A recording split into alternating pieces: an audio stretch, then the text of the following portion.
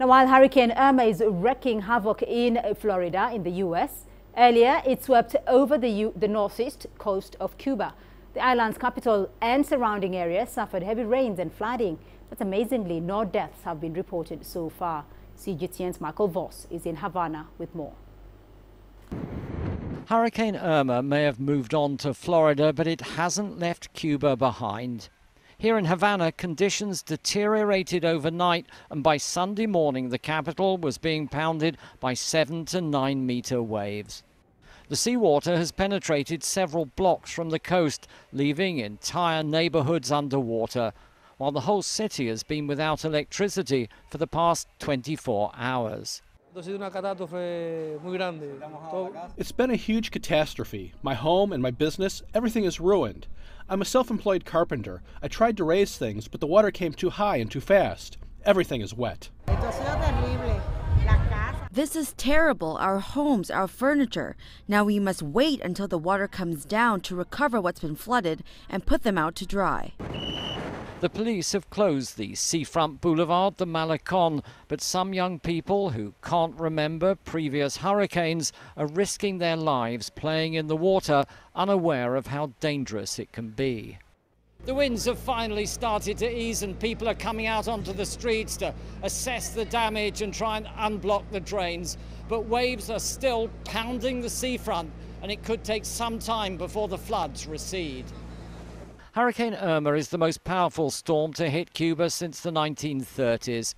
In those regions which took a direct hit from its destructive hurricane-force winds, along with driving rain and storm surges, the damage is more severe.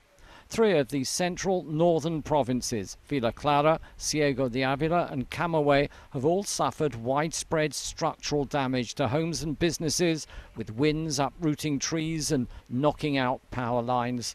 The storm surges left the fishing community of Caibarien underwater, with the sea penetrating half a kilometre from the coast. Crops have also been damaged, with Irma dropping between 100 and 200 millimetres of rain in places. The full extent of the damage has yet to emerge. Michael Voss, CGTN, Havana. Let's get you more perspective on that story now. I'm joined live in studio by Peter Oluwachioma. He's the Managing Director for Eco-Sustainability Hub Consultants. Peter, thank you for joining us here on Africa Live. Now, dramatic scenes there coming out of Hurricane Irma. We've also just seen Hurricane Harvey. What's made the storm Hurricane Irma so powerful?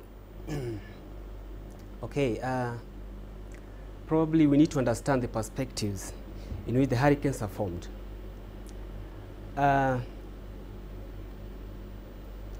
Naturally, the atmosphere is a chaotic system.